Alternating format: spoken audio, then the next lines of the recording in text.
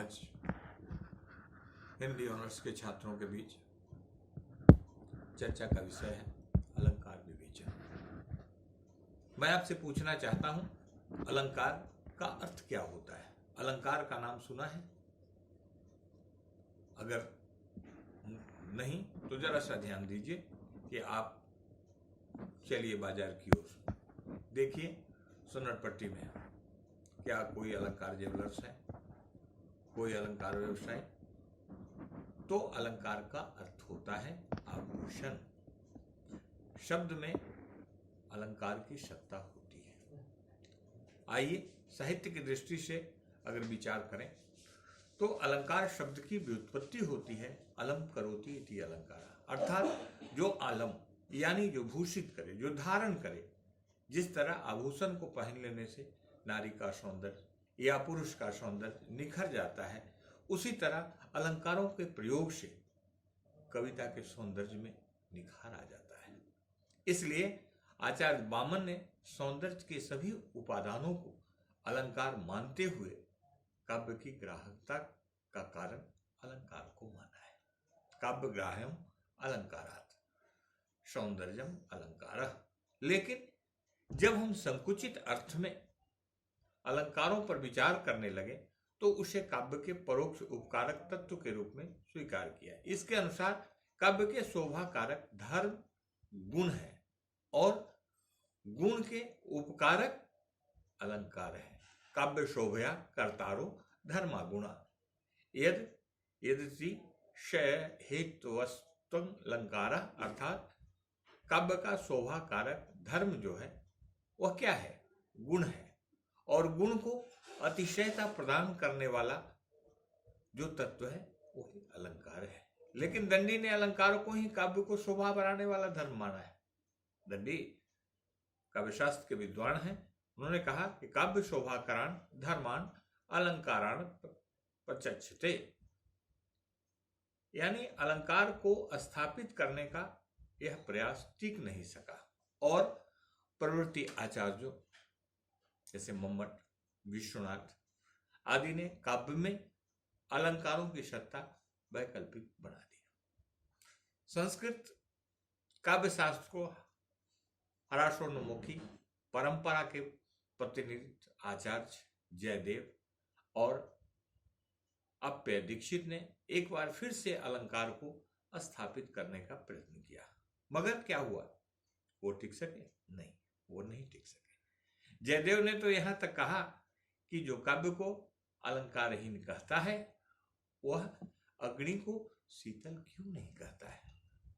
उनका कहना है कि अंगी करोति यह काव्यं शब्दार्थ वर्णलंकृति असौ न मन्यते कस्माद् नुष्याण मलंकृति, अर्थात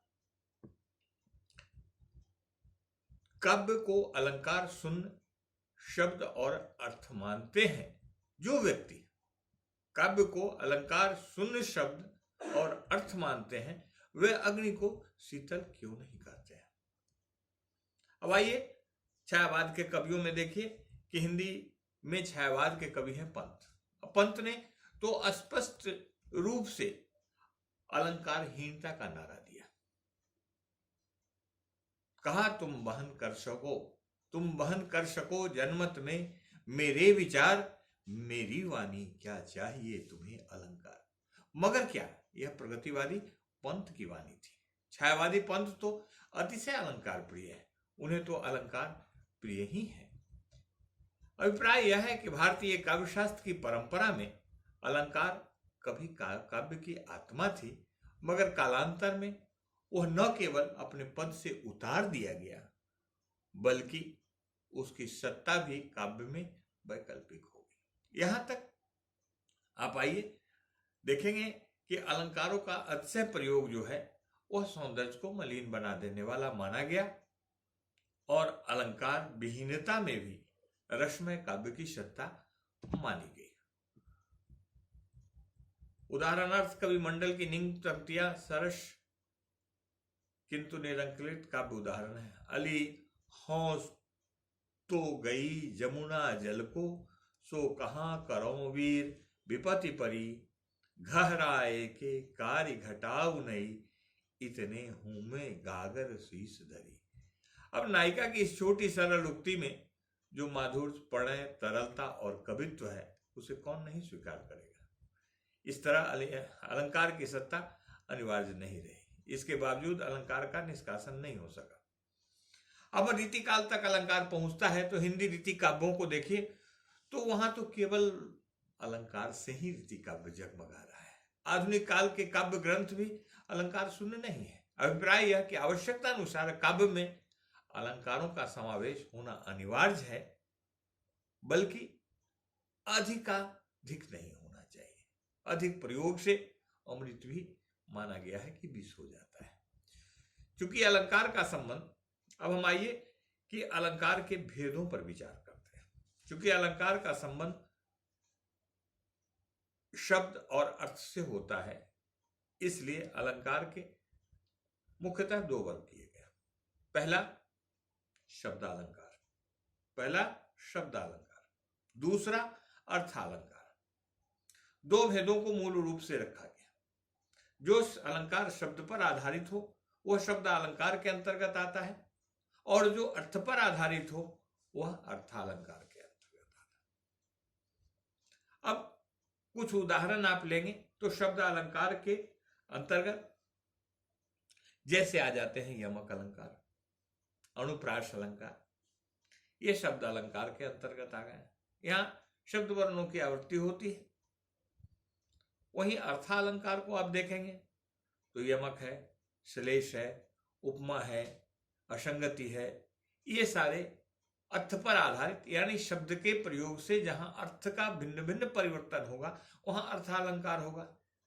लेकिन आगे हम आपको एक एक दो दो उदाहरण देके समझाएंगे कि शब्दालंकार क्या होता है, अर्थालंकार होता है।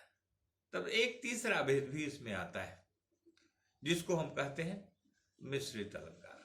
आपने स्त्रीलिंग, पुल्लिंग और उभयलिंग सुना होगा। तो जिस तरह से स्त्रीलिंग, पुल्लिंग और उभयलिंग होते हैं, उस तरह से यहाँ तीसरा भेद मिश्रित अलंकार होता है, जिसे हम कहते हैं उभय अलंकार। अलंकार में अलंकरत्व शब्दामिश्रित होता है, और शब्द को बदल देने या किसी शब्द के स्थान पर उसके पर्यायवाची शब्द को रख देने से उसका अलंकारत्व समाप्त हो जाता है।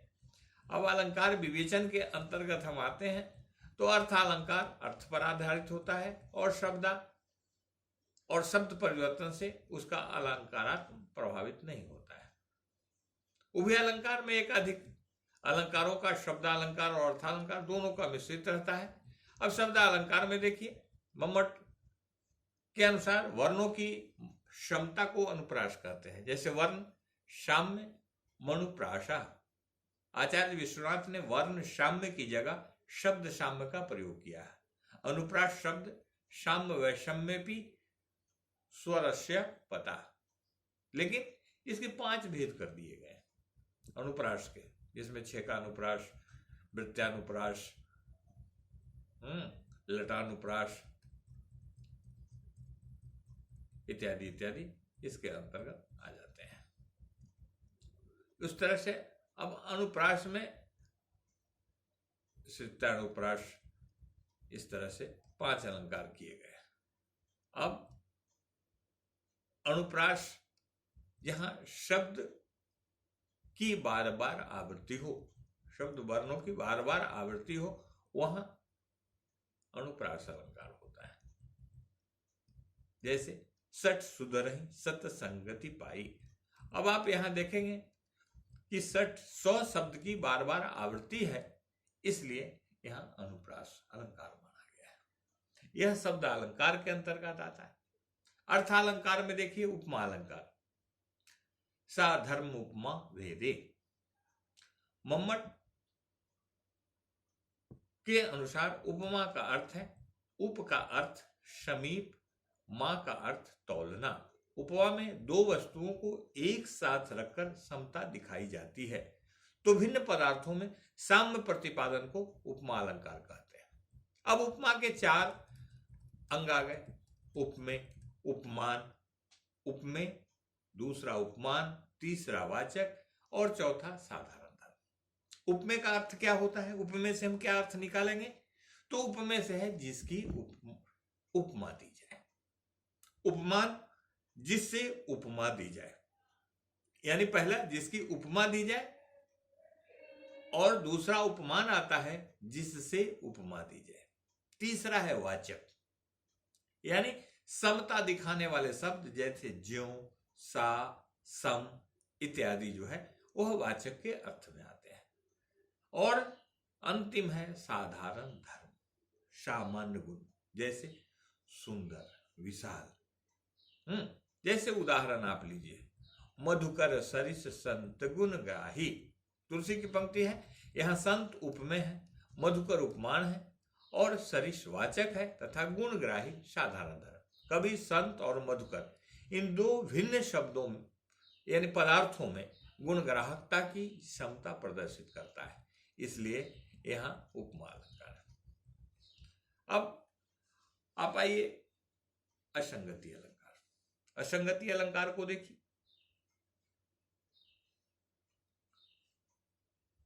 कारण कहीं हो और कार्य कहीं हो, यानी शब्दों का प्रयोग ऐसा किया गया है जहां की शब्द से शब्द का चमत्कार है, यानी जो जहां नहीं होना चाहिए उसे वहां प्रतिष्ठित किया गया और जो जहां होना चाहिए वहां नहीं। अब सीधी सी बात है कि असंगति अलंकार में कार्य कारण ने भिन्न देशिता आम इसी असंगति अलंकार, यानी कार्य कारण की भिन्न देशिता का वर्णन जो है वह असंगति अलंकार है। उदाहरण देखिए, पलनि पीक अंजन अधर, धरे महावर भार, आज मिले सो भली करे, भले बने हो लाल। अब इसमें जो पंक्ति आई है, इस पंक्ति के अंदर पलकों पे पीक, पलनि पीक, अंजन अधर, अधरों पर काजल, पलनि पीक अंजन अधर, धरे महावर भाल, और माथे पे महावर, धरे महावर भाल, आज मिले सो भली करे, भले बने हो लाल। यानी जिस चीज का जहां प्रयोग होना चाहिए वहां न होकर अन्यत्र प्रयोग है। अब काजल का आंख में होना चाहिए तो अधरों पर लगे हैं, पलकों पर पीक लगे हैं, तो ये सब गलत प्रयोग है और प्रयोग से चमत्कार है, इसलिए यहां असंगति अलंकार है। अब आइए हम देखते हैं कि मिश्रित अलंकार। मिश्रित अलंकार में आ जाइए, तो मिश्रित अलंकार में जो है दो उदाहरण शंकर और संसृष्टि के मिलते हैं, यानी दो पदार्थों में से, जिस तरह से हंस का नीरछीण विवेक आपने पढ़ा है कि दो पदार्थों में से दूध और पानी में से मिश्रित करके मिश्रित हैं और उसमें से निकाल लिया जाए, पानी को अलग कर दिया जाए, दूध को अलग कर दिया जाए, वहां मिश्रित अलंकार होते हैं।